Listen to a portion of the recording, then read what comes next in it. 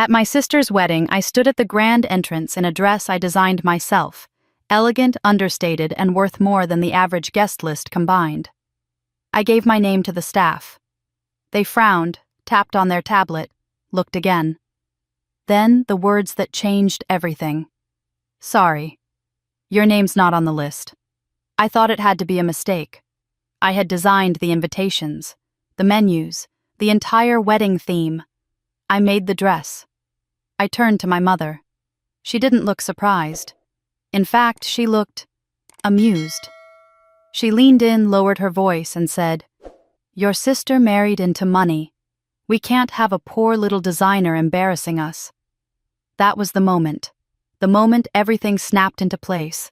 Every insult, every dismissal, every time I was overlooked. They never planned to include me. I was good enough to work for them, but not good enough to be seen. So I smiled, turned, and walked away. But before I left, I said just one thing, then pay for the wedding dress. 3 days later, my mother opened the invoice, the price tag $27,500. She called me, then called again, and again. 98 missed calls. This isn't just a story about being left out. It's about what happens when the person you dismiss turns out to be the one holding the thread. Stay with me. What happened next turned everything upside down. Claire Sutton was 32 years old, unmarried, and lived alone in a restored loft above a quiet gallery in Savannah. From the outside, she seemed ordinary, polite, understated, private. But behind her reserved smile was one of the most recognized forces in the high-end bridal industry. Under the pseudonym Eloise, Claire had designed wedding gowns worn by heiresses, media moguls, and political daughters. Her work wasn't flashy. It was refined, hand-sewn, whispered about in elite circles for its artistry. No one in her family knew, and that was exactly how she preferred it. The Suttons were a Southern family with a taste for status. Her mother, Linda Sutton, had mastered the art of social climbing. Her older sister, Rachel, was the golden child, the polished, perfect daughter, whose only ambition was to marry well and look the part. Claire, with her calloused fingertips and late-night sketching by lamplight, had never fit in. Her father had been the only one who believed in her, but he passed away when she was 16. Since then, Claire had been tolerated but rarely acknowledged. Still, when Rachel called months earlier to say, "I want something different for my dress," Claire felt a flicker of hope. Rachel claimed she was trying to be smart with the budget, said Claire's eye for elegance would save them thousands. Claire agreed not because she needed the money, but because she wanted desperately to be seen.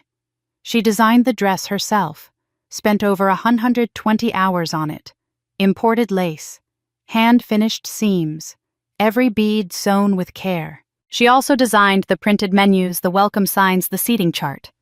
No one paid her. No one asked how much it cost. They simply expected it the way the Suttons always did. The morning of the wedding, Claire dressed with care, not to impress, but to respect her own work. Her gown was her own design, soft gray silk, high neckline, clean silhouette, elegant without outshining. She wore a small pair of heirloom earrings, her father's last gift to her, and a pale pink lip. It was a quiet tribute to the kind of woman she had become despite everything. When she arrived at the estate, the ceremony had not yet begun. She walked past the stone fountain, through the arch of climbing roses she had suggested during the planning stage, and reached the reception entrance. A young staff member stood there, tablet in hand, checking names. Claire smiled gently. "Claire Sutton." The woman tapped the screen, paused. "Could you spell that for me?" She did. Another pause. Another scan. Then came the phrase that made Claire's chest tighten despite the composure she wore like armor. "I'm sorry. Your name isn't on the list." Claire inhaled slowly. "I designed the dress. I'm the bride's sister." The woman looked truly uncomfortable. "I understand, but the guest list is final. I'm not authorized to let in anyone who's not approved." Claire nodded once, lips pressed together, then turned toward the crowd inside. That's when she saw her mother Linda gliding toward her like a swan on polished marble. Her expression didn't hold concern. She wasn't surprised to see Claire there. In fact, she looked prepared. You came, Linda said, her voice calm. That was brave. Claire kept her voice low. I'm not on the guest list. No, Linda replied, folding her hands neatly in front of her. We didn't include you. Why? Linda glanced over her shoulder as if someone might be watching. Then she leaned in slightly. Rachel is marrying into a very respectable family. Wealthy, educated, prominent. We can't have someone like you showing up in a homemade dress reminding everyone what we used to be. Claire stiffened. I'm not a liability. You're not one of us, Claire. You've always been on your own path. And that's fine. But this isn't your moment. It's Rachel's. Let her shine. Claire's heart beat loudly, but her voice was calm. I made the dress. Linda's smile didn't reach her eyes. And we're grateful. Truly. But the job is done now. It was a clean dismissal. Polished. Cruel in its subtlety. Claire felt the sting but didn't show it. Instead, she looked directly at her mother and said without raising her voice, Then pay for the wedding dress. Linda blinked. What I said, Claire repeated, you can go ahead and pay for the wedding dress. Before her mother could respond, Claire turned and walked away. She didn't cry. She didn't look back. She crossed the gravel courtyard, stepped into her car, and pulled out her phone. The invoice had been drafted days ago, itemized professional and undeniably real. She clicked send. 3 days later, during lunch at a quiet cafe, Claire glanced at her phone. 98 missed calls. All from her mother. 1 voicemail. She played it once. Claire, we need to talk about the invoice. I think there's been a misunderstanding. Can you please call me? She didn't. Some debts can't be paid in money. But this one, this one could. Claire didn't return her mother's calls. Not after the invoice. Not after the voicemail. Silence was no longer a passive choice. It was her form of peace. And as she stirred her tea at the cafe that afternoon, her thoughts drifted to places no invoice could reach. Places older than resentment, deeper than pride. She had not always been this composed. There was a time when Claire Sutton cried over cold dinners and birthdays forgotten. A time when she'd squeeze herself into tight dresses and tight smiles, hoping for one approving nod from her mother. But that approval had never come. Not when she painted. Not when she placed second in a regional art competition. Not even when her fashion sketches were published anonymously in a student magazine her senior year. Because in the Sutton household worth was measured in conformity, not creativity. Rachel was the shining star. From kindergarten, her drawings were framed on the fridge. Her report cards were bragged about at brunch. She was sent to etiquette lessons, posed for family holiday cards, and at 16 had a full portfolio of modeling headshots. Their mother groomed her to be admired, pursued, married well. Rachel didn't question the attention, she absorbed it like sunlight. Claire was different. She didn't dress like the other girls. She asked too many questions. She spent hours alone flipping through fashion catalogs and sketching figures in spiral notebooks. When she spoke about design, her mother would interrupt with a sigh. That's not a real future, Claire. It's a hobby, a distraction. Rachel got piano lessons. Claire got silence. But there had been one voice in her corner, her father. James Sutton had been a quiet man, the kind who fixed broken faucets without being asked, and remembered the birthdays of the mailman's children. He didn't say much, but when Claire showed him her first full fashion sketch, a lavender gown with a scalloped hem and embroidered neckline, he looked up from his newspaper and said, "You've got an eye for beauty. Don't ever let anyone shame you for seeing the world differently." That sentence became her compass. He started sneaking her books on textiles and pattern making. When her mother scoffed, he told her gently, "Let Claire be Claire." And for a while he protected her, buffered her from the subtle dismissals, the dry looks, the unspoken rankings. Then he died. Heart failure. It happened just before Claire's junior year of high school. Rachel cried publicly and was consoled by neighbors. Claire cried alone quietly behind closed doors. No one noticed she stopped drawing for 6 months. No one noticed she stopped eating dinner with the family. She faded from the rhythm of the household like a melody no one cared to hum anymore. From that point forward, it was as if Claire had been erased not in cruelty, but in convenience. She wasn't invited to mother-daughter brunches. Her birthday gifts became checks in envelopes. Her milestones passed without celebration. And when she applied to a fashion school in New York and was accepted on full scholarship, Linda Sutton simply said, "At least that won't cost us anything." It did cost Claire something. A great deal, actually. But she never let them see it. In that space of rejection, Claire found her sanctuary in design. She buried herself in color theory, garment construction, couture history. She interned with tailors who barely spoke English, sewed buttons through the night for bridal ateliers, and sold sketches online under anonymous names to build a reputation. She learned everything no one believed she could on her own terms. She learned not just how to create beauty, but how to survive it. That isolation sharpened her. Not bitter, not cold, just clean like polished steel. Her friends came not from family, but from quiet corners of the industry, mentors, stylists, pattern makers, assistants, who didn't care about her last name. She earned her respect in pinpricks and pleats, not parties. It wasn't that Claire resented Rachel. Not exactly. It was more that she resented what Rachel had been allowed to be visible, wanted, celebrated. Claire had to earn every glance, every dollar, every moment of dignity. But she did. And that perhaps is what hurt her mother the most. Because no matter how far they tried to push her away, Claire built something stronger than their expectations. She built a self they could neither control nor claim. And now, as the Sutton name was paraded around the wedding estate tied to a groom with 5 generations of banking heritage, Claire knew she had never truly belonged to that legacy. She belonged to something better. She had shaped her identity not through inheritance, but through fire, not through comfort, but through creation. And they would learn whether they liked it or not that even forgotten children grow into women who don't forget who they are. Claire never planned to become famous. In fact, the more people talked about her designs, the more carefully she guarded the truth behind them. Fame in her world was a costume she never wanted to wear. What mattered wasn't her name. It was the stitchwork, the story sewn into every seam. That's why Eloise was born. Eloise was elegant, untouchable, and invisible. She didn't take interviews. She didn't show up at fashion weeks or stand backstage for applause. There were no selfies, no behind-the-scenes reels.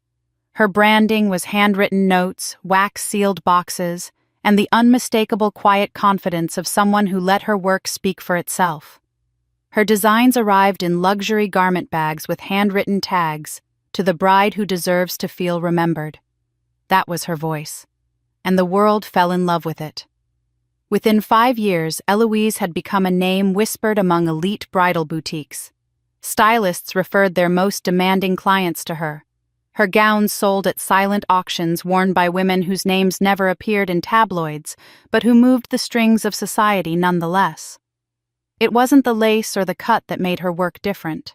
It was the intimacy. Each gown carried a pulse, something deeply personal, yet timeless. Among her earliest clients was a boutique firm that would later merge into Grant & Ellis, the luxury label owned by Michael Grant. Claire had no idea at the time. She only knew the brand paid fairly, offered creative freedom, and never asked to meet in person. She preferred it that way. Contracts were signed digitally, her identity obscured behind a proxy email and a legal agent. All payments were made through her incorporated name, CE Designs, LLC.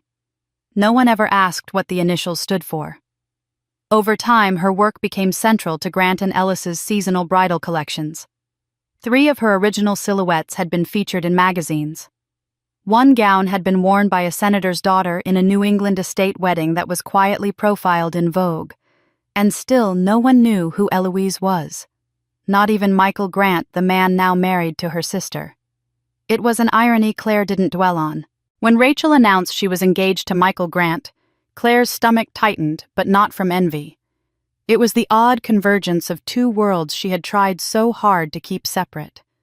Rachel, the sister who had spent their entire childhood under a spotlight Claire was never allowed to share. And Michael, the CEO of the very brand that profited from her anonymity. She considered telling him, just once, just to say, "We've worked together before, actually." But then she imagined the look he'd give her, the polite disbelief, followed by the awkward pause. Rachel would twist it into a competition. Their mother would somehow make it about herself. And so Claire did what she always did. She said nothing. She sketched, she sewed, and she stayed quiet. Eloise remained her shield. A creation not just of fashion, but of survival. After years of being diminished and dismissed, Claire learned the power of being unknown. If they couldn't see her, they couldn't undermine her. No one could say she succeeded because of a name or a favor. Every stitch was hers. Every dollar earned without recognition was proof of her worth. And yet there were days when she wondered what it might feel like to be seen. Truly seen not for a title or a label, but for the work and heart beneath it. But that dream had faded over time, replaced by something sturdier: independence. The irony, of course, was that her family still saw her as the struggling one. The artistic child who'd never grow up. Her mother still called her creative the way some people say complicated. Rachel still treated her success as a phase. They spoke of careers but not hers.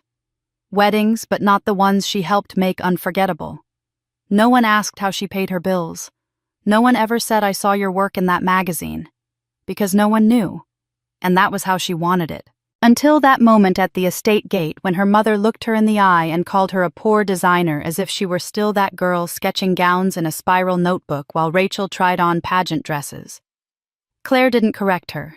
She didn't say a word. But the moment would stay with her sharper than any insult. Because in that one sentence her mother had confirmed everything Claire had always suspected, that nothing she did would ever be enough to earn her place in that family.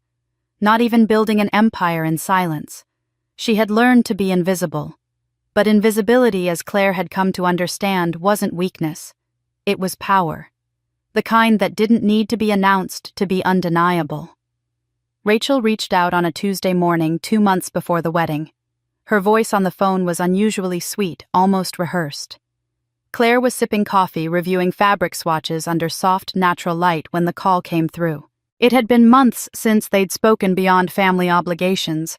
That alone should have been a sign. Claire Rachel began all sugar and silk. "I have a huge favor to ask." Claire had heard that tone before. When they were children, it often came before Rachel borrowed her sketchbooks and never returned them, or convinced their mother that Claire had broken something she hadn't. Still, Claire answered calmly. "What is it?" Rachel launched into her explanation. The wedding budget had ballooned. The venue, the food, the band, everything cost more than they expected. Michael's family had covered most of the major expenses, but there were little things slipping through the cracks. And of course the dress.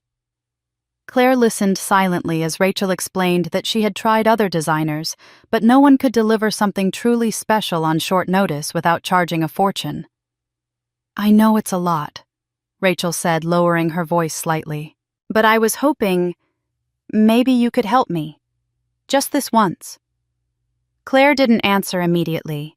She stared at the delicate tool between her fingers, felt the weight of all the years she had spent being overlooked.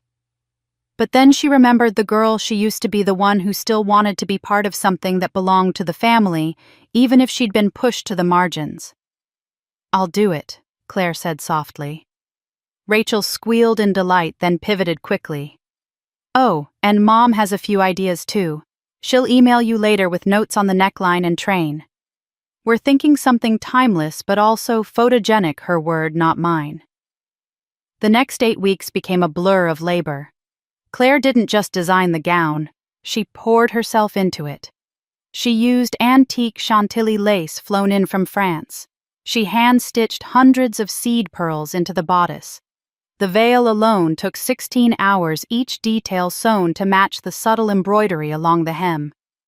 But she didn't stop there. Rachel mentioned that the signage and print work still hadn't been finalized, so Claire offered to help design the invitation suite, the menu cards, the table numbers.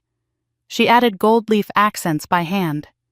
When she saw the vision board for the floral arch was flat and uninspired, she redesigned it, sourced the vendors, and sent it anonymously through a production contact.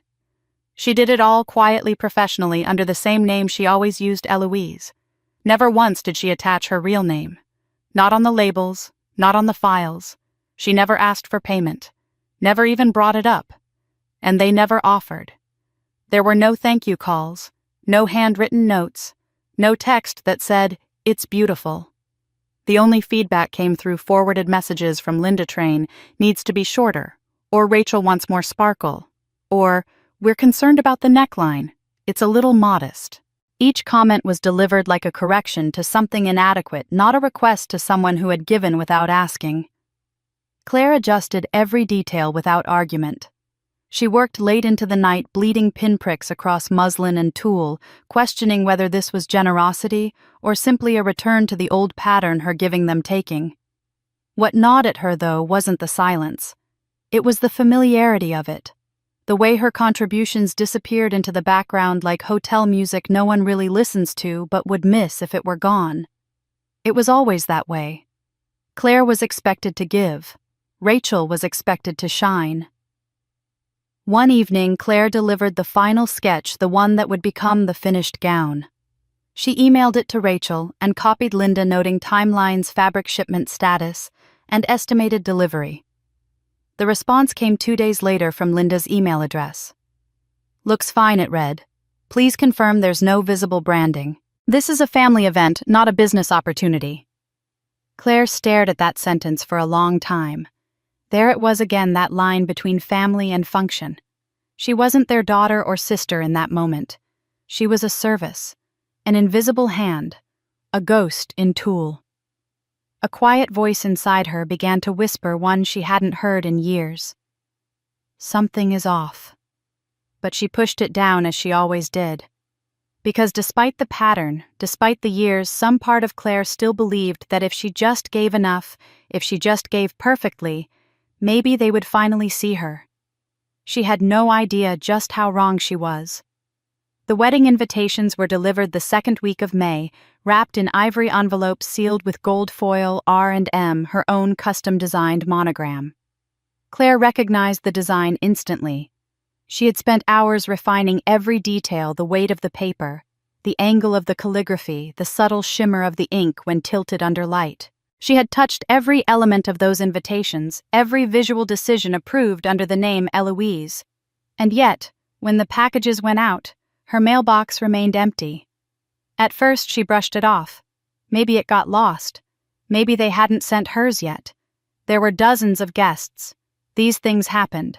But as the days stretched into a week and her clients, some of whom were invited, sent screenshots or thanked her privately for the invitation's elegance, a quiet realization began to form in her chest. She hadn't just been forgotten. She'd been excluded.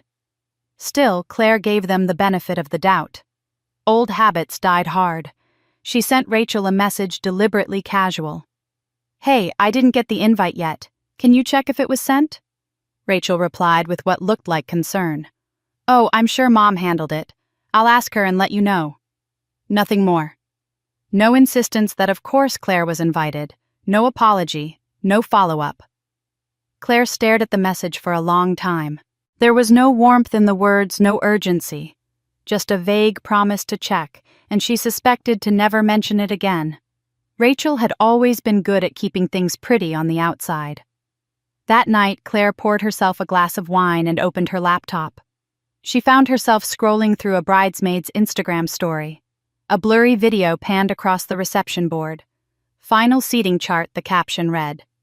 Claire paused the frame and leaned in. Her heart thudded as her eyes scanned each column. No Claire, no C, Sutton, no blank place card that might have been a placeholder. There were names she barely remembered, old neighbors, former classmates, even business partners of Linda's, but her own name was nowhere.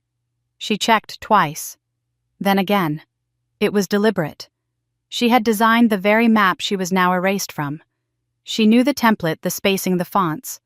She had arranged the tables herself. Now someone had removed her. Quietly. Surgically. For a long moment, Claire sat motionless.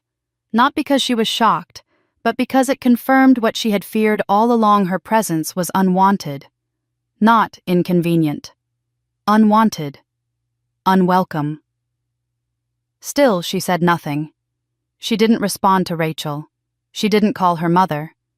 She went back to work. And yet the ache remained.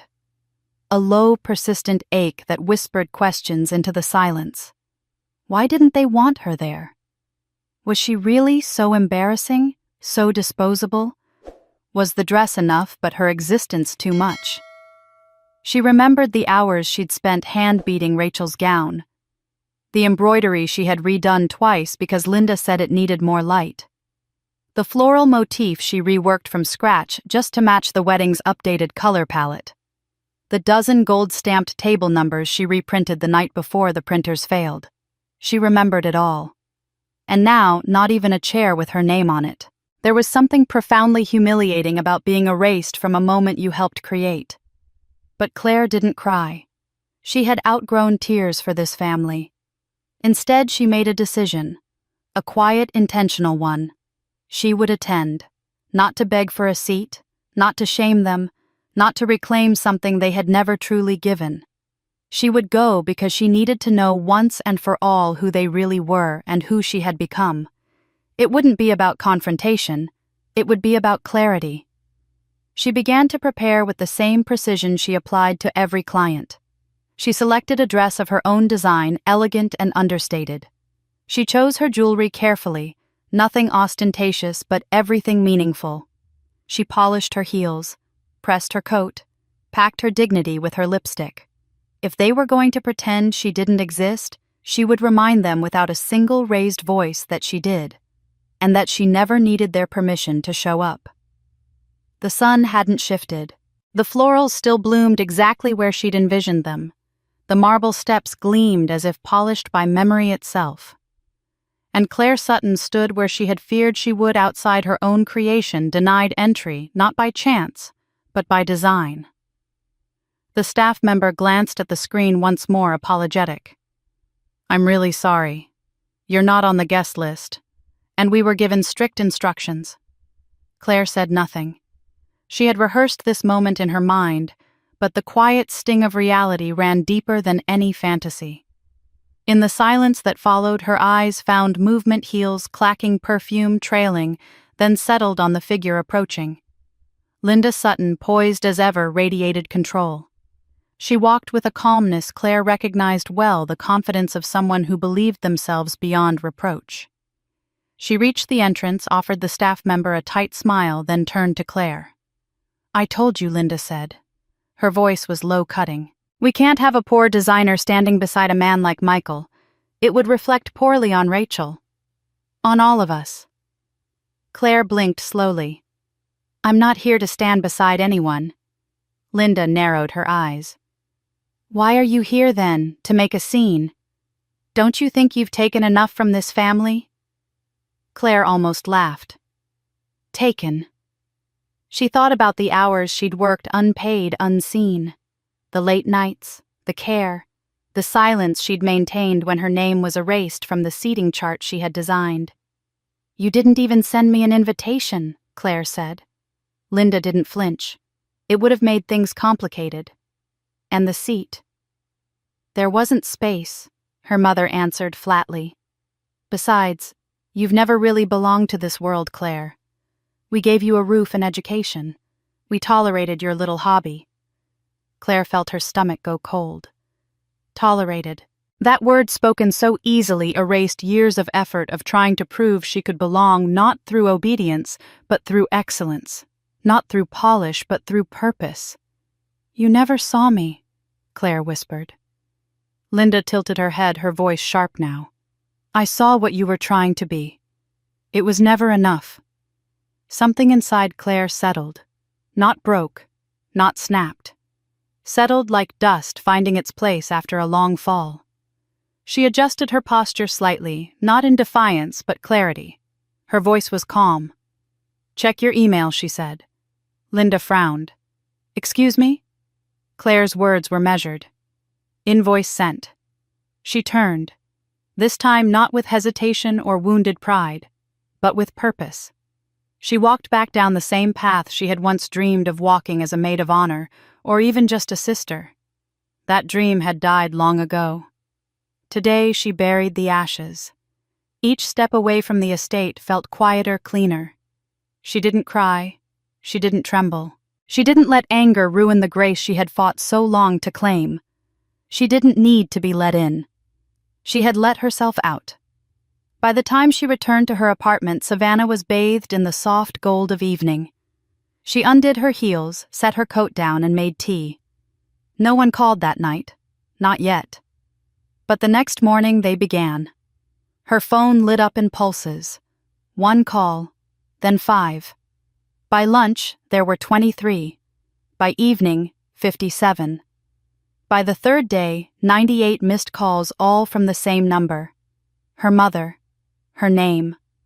Her voice reaching across a line that had been severed too long ago to be rewired with panic. Claire didn't answer. She didn't need to hear the excuses, or the disbelief, or the plea to not overreact. She knew what they had found. The invoice. Itemized. Signed. The value of what they had stolen listed, taxed, and legally binding. She stirred her tea and looked out the window. The late afternoon sun streamed through the glass. A breeze fluttered the sheer curtains. In that moment, Claire Sutton wasn't grieving. She was free. The wedding had ended in spectacle dancing under chandeliers, champagne flutes clinking, a sea of curated perfection that Rachel had engineered down to the last crystal centerpiece. Guests had left dazzled. Flashbulbs had faded. The band had packed up, and the catering crew moved quietly through the halls. Now, at last, it was just them. Michael stood by the bedroom window of the honeymoon suite, still in his tuxedo shirt, his jacket folded neatly over a chair.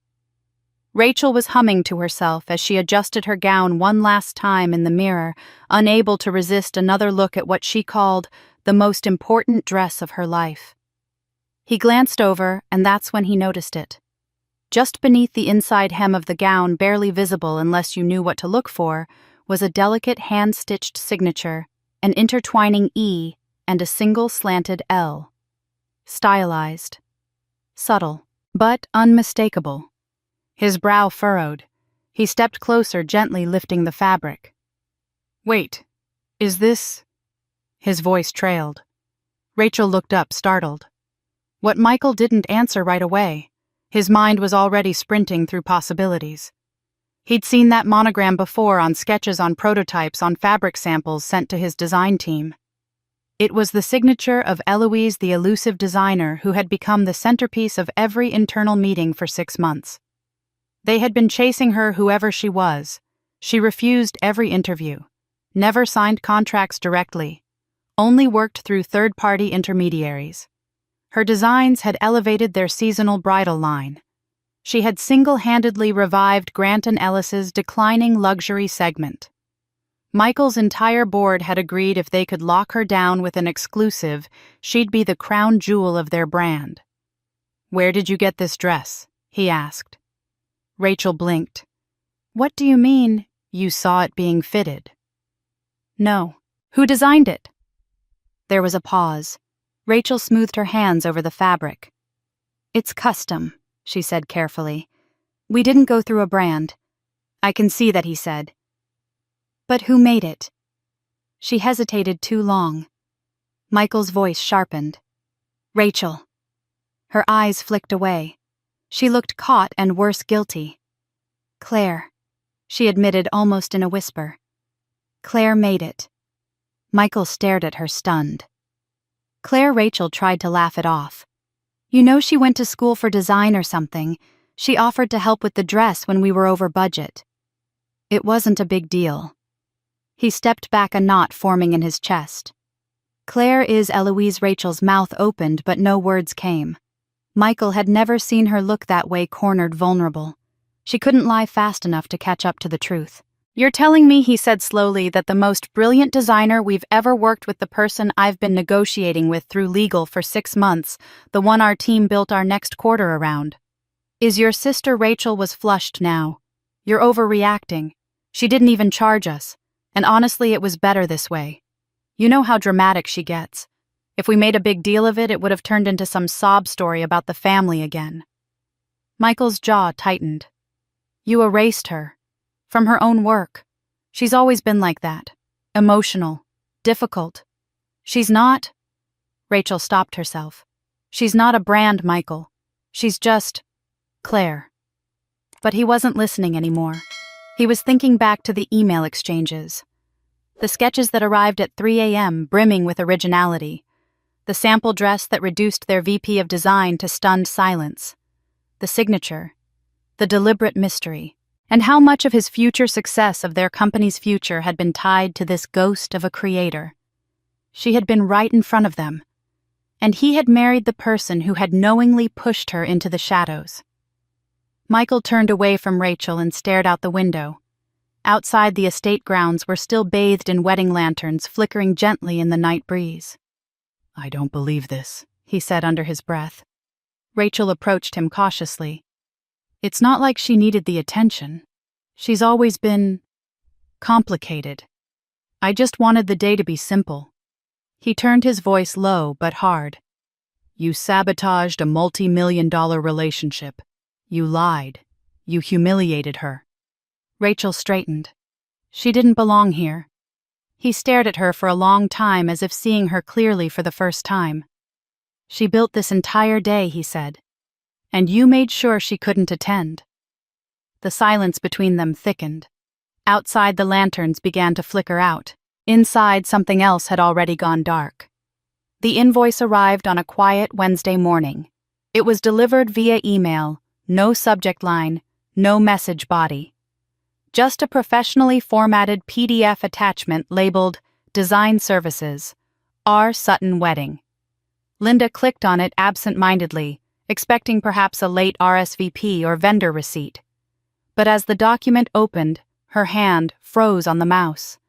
Line after line detailed the costs. Hand-stitched lace imported from France, bespoke embroidery, custom calligraphy for all signage foil-stamped invitations, personalized design, consultation hours, rush delivery, late-night alterations, and stylized table decor. It read like a luxury showroom catalog, because it was. Each line methodically accounted for labor materials and exclusivity. At the bottom, bolded but without drama, was the total $27,500. Below that, due in full within 7 business days. No note, no greeting, no passive-aggressive remarks. Just the kind of clean, professional, legally sound invoice one might expect from a high-end couture atelier. Because that's exactly what it was. Linda's face went pale. She stared at the figure as if it were a threat. This must be a mistake, she muttered, clicking back to the inbox, hoping for another message, a follow-up, a retraction, some emotional plea that would make it all less... formal. But there was nothing. No explanation. No emotion. Just that invoice.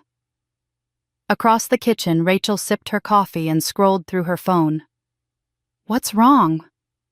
Linda didn't respond immediately. She simply turned the laptop screen toward her daughter. Rachel leaned in. Her smile faded. You've got to be kidding me, she whispered. She's charging us. Linda's voice sharpened. She didn't say anything about money. She offered to help. Rachel stared at the itemized breakdown. $27,000. For what fabric and ink?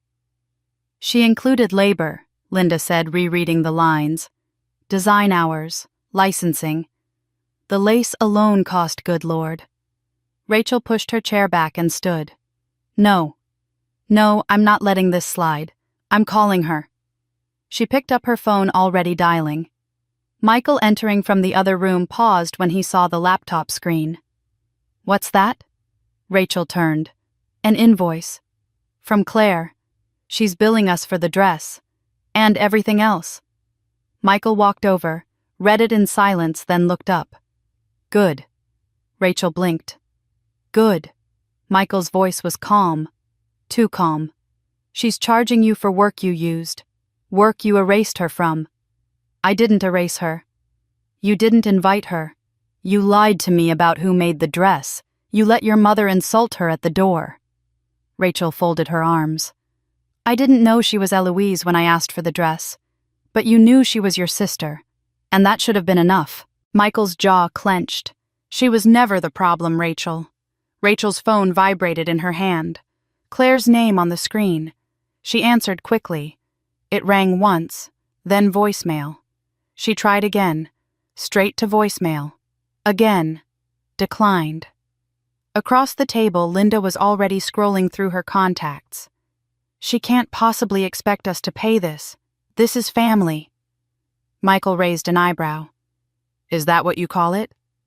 Linda ignored him and tapped Claire's name. It rang. Voicemail. Again. Declined. Again. No answer. She tried 5 times in a row, pacing the kitchen, now flustered. She's ignoring me. Can you blame her? Michael said. You used her talent, dismissed her worth, and called her poor in front of your guests. Linda turned flustered and red.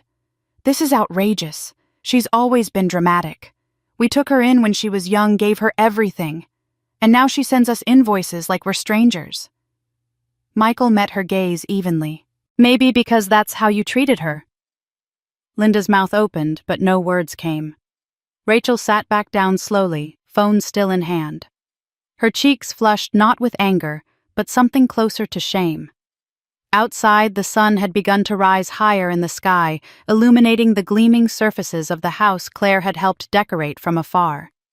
The invitations still sat stacked in a decorative tray, the ones guests had fawned over.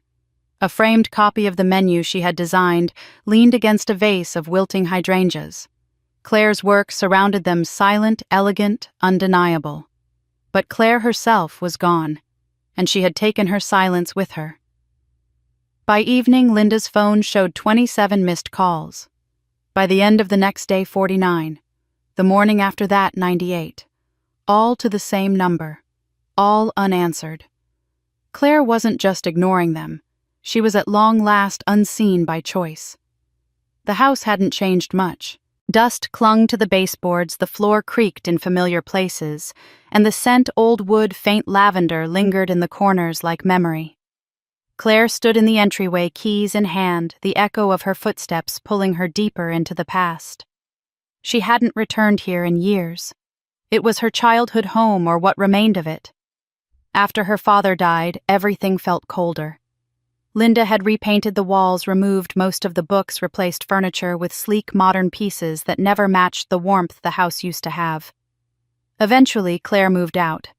Not in anger, just in self-defense. Now that the property was finally being sold, she had agreed to come back for one final walkthrough to clear out anything she might have left behind. The attic was still cramped. Dust motes danced in the slivers of late afternoon light spilling through the small circular window.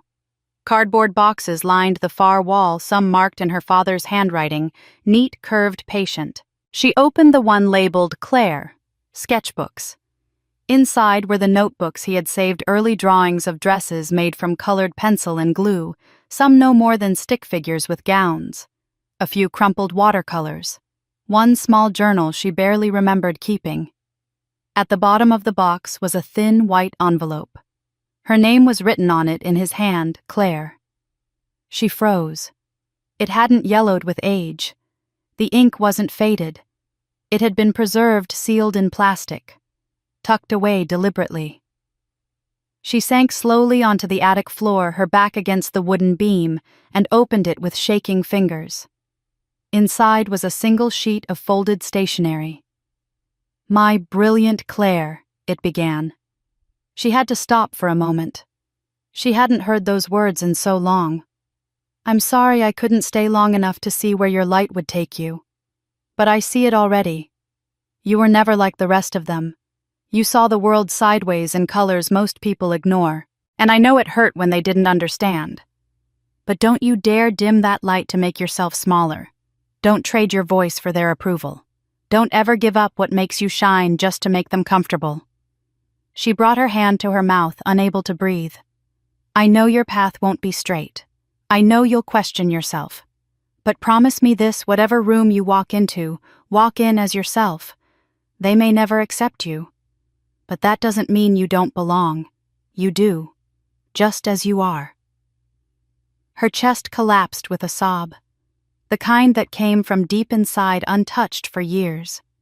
Tears spilled freely now, streaking her cheeks and falling onto her lap. She hadn't cried when they removed her from the guest list.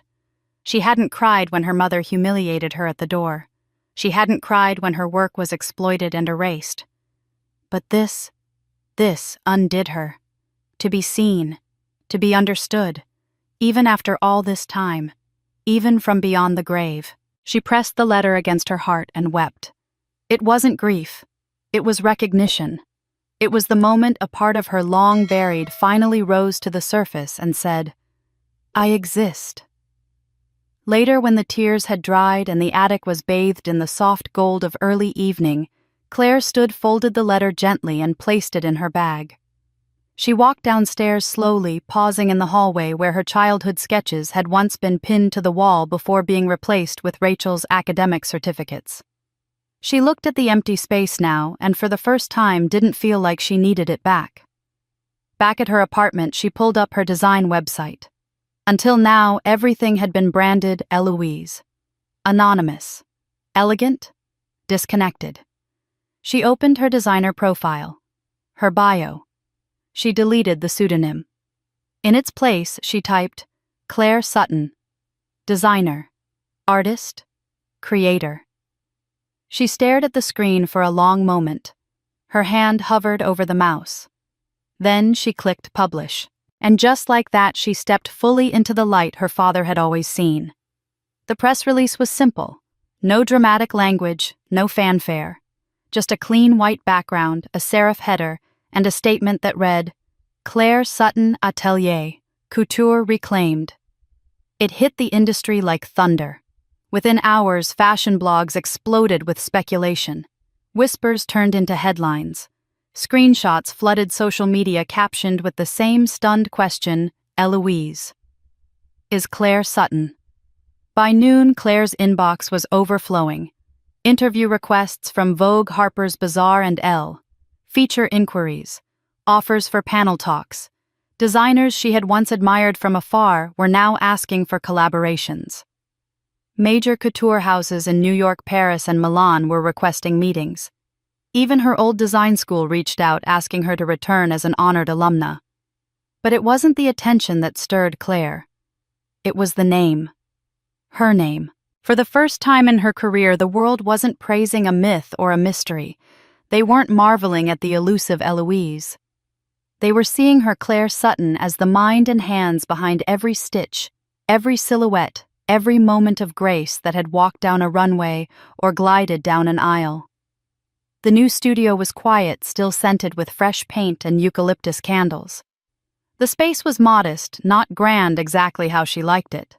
Clean white walls, sunlight from the high windows, a single table in the center with her sketchbooks open. On the far wall, the new logo had just been installed in brushed gold, Claire Sutton Atelier. She stood in front of it for a long moment, her arms folded, her eyes thoughtful. She didn't need applause. She had built this with her own 2 hands, piece by piece, heartbreak by heartbreak, and finally with truth. Her assistant, a sharp young designer named Keisha, entered with a tablet. "You've got 3 more interview requests," she said. "And this just came in from Grant & Ellis." Claire didn't flinch.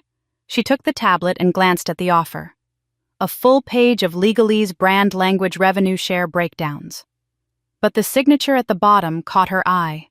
Michael Grant, CEO. She stared at it for a long beat. The offer was generous, far more than what she had charged for her sister's wedding. It was the kind of deal designers waited a lifetime to receive. Claire had once dreamed of working with companies like his. But that was before. Before they erased her. Before they chose silence over recognition.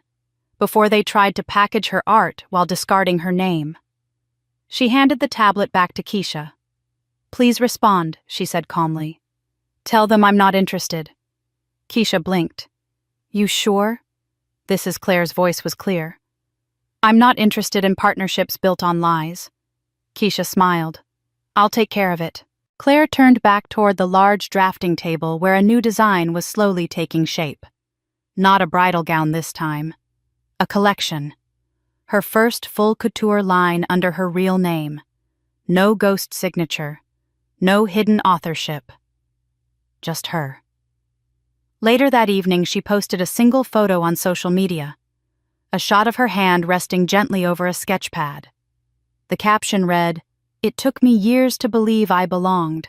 Now I no longer need permission to stand in the light." The post went viral within hours. Claire didn't read the comments. She didn't have to. For once, she wasn't chasing approval. She was walking forward finally under her own name. Rachel had always been good at pretending she was in control, pretending her marriage was perfect, pretending that the silence between her and her sister had always been mutual. But no amount of social polish could conceal the shift that had begun after the wedding. It started small. Michael coming home later than usual, eating dinners in silence, no longer reaching for her hand as they walked through crowded events. She told herself it was the stress of their new life together, the pressure of company expectations, the transition into married life. But deep down she knew. Trust once cracked never settles back into place the same way. Michael no longer asked about her day, no longer showed her upcoming campaigns. One night when she reached for his laptop, he pulled it away instinctively. It was a small gesture, but it confirmed what she feared. He no longer saw her as a partner. And worse, he no longer looked at her with pride. She'd lost something that night. Not in a scandal, not in a dramatic argument, but in a look, a silence, a distance that grew every day. One afternoon, Rachel found herself standing outside a glass studio downtown. A name was etched across the front in minimalist gold: Claire Sutton Atelier. She stared at it for a long time before reaching for the handle. The receptionist recognized her instantly, but didn't smile. "I'm here to see Claire," Rachel said quietly. "One moment." The receptionist picked up the phone, murmured something, then nodded. "You can wait in the front." The minutes passed slowly. When Claire finally emerged, she wore simple black slacks and a crisp white blouse. Her hair pulled back, her face calm. Not cold, not angry, just resolved. Rachel stood. "I need to talk to you." Claire gestured toward a side office. No words, just emotion. Inside, they sat across from one another at a small round table. Claire waited. Rachel's voice cracked before it even began.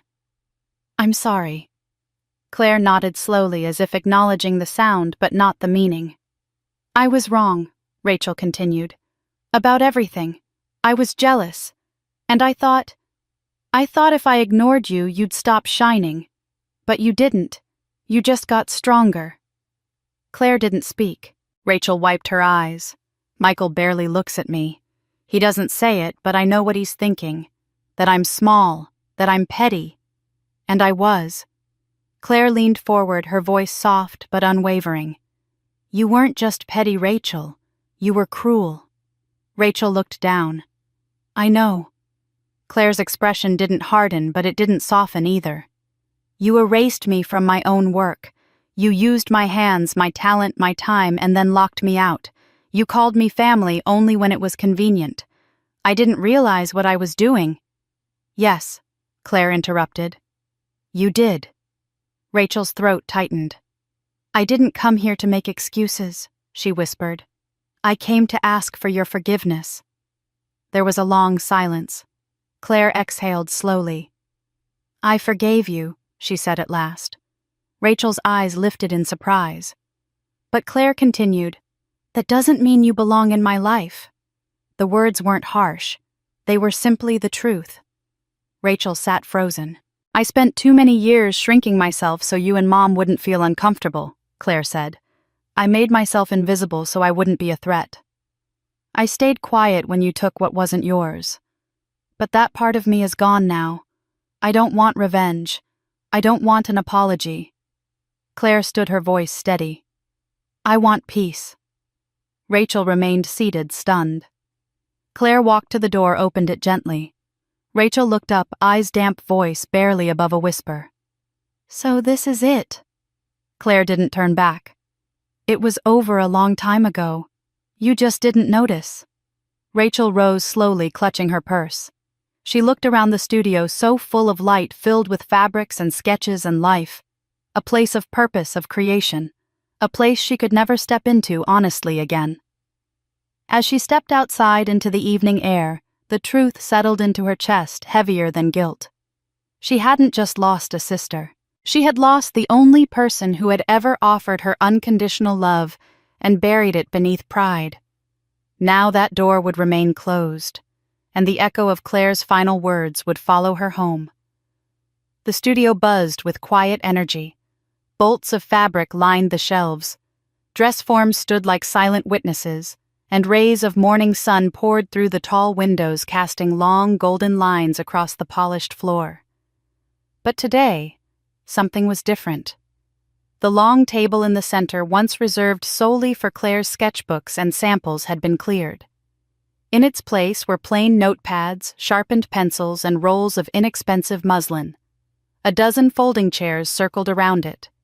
Each one held a girl, some barely out of high school, some older, all with nervous eyes and hesitant hands. Claire stood at the head of the table. She wasn't dressed like a fashion icon. She wore soft denim, a loose white shirt, and her hair tucked casually behind one ear. There was no runway, no press, no grandeur, just her and them. She introduced herself without fanfare. She spoke of lines of balance of color theory, but not like a lecturer, like someone opening a door she had once been locked out of. Then she paused. I know some of you don't believe you belong in a space like this, she said. I know what it feels like to be overlooked, to be told your dreams are silly, to hear your voice and then doubt it. The room was still, eyes fixed on her. She continued, her tone gentle. This is not just a studio. This is a room where no one asks if you're worthy. You already are. You just haven't been taught how to say it with fabric yet. A young girl raised her hand. Maybe 16, with tight curls pulled back into a makeshift bun and secondhand jeans patched at the knee. My aunt says fashion is only for the rich, she said, almost whispering. I'm poor. Can someone like me really do what you do? The words hung in the air. Claire stepped closer, her voice soft but firm. Luxury, she said, is not about money. It's about knowing your worth. The girl blinked as if unsure whether to believe her. Claire smiled. The most valuable thing I ever made didn't cost a fortune. It cost courage. Somewhere someone let out a shaky breath. A tear rolled down a cheek. Not out of sadness, but recognition. As the lesson went on, they sketched their first lines. Tentative at first, then bolder. They held fabric up to the light. They asked questions. They laughed nervously, then freely. When the day ended, the girls filed out slowly, each lingering just a bit longer than expected. One of them placed a folded thank you note on the table. Another asked if they could come back tomorrow. Claire remained alone in the studio once more. She walked to the back corner where an old corkboard leaned against the wall. Pinned to it was a yellowed sketch, slightly uneven lines, watercolors faded. It was her first dress, drawn when she was 10, colored with markers glued with scraps of lace. She picked it up gently, then moved to the central table. There, under the sunlight, she unrolled clean paper. She began to draw. The lines flowed easily now, not because she had mastered the art, but because she no longer questioned her right to make them.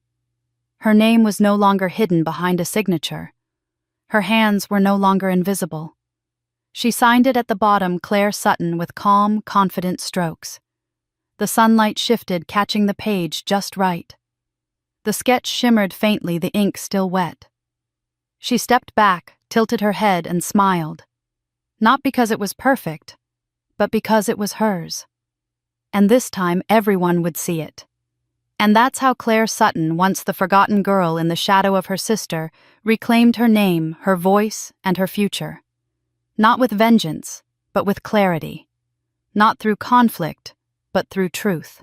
She didn't need to prove her worth to those who once turned her away. She became a light to those who had never been seen. And perhaps that's the most powerful revenge of all, not when you fight to be accepted, but when you thrive without needing to be. So what would you have done if you were Claire? Would you have walked away? Would you have sent the invoice? Or would you have taken it further? We want to hear from you. Drop your thoughts in the comments. Let us know which part of Claire's story struck you the most. And if you believe stories like this need to be told, don't forget to subscribe. Every week we bring you powerful tales of betrayal, healing, and transformation. Because sometimes the quietest voice tells the loudest story. Thanks for watching. We'll see you in the next one.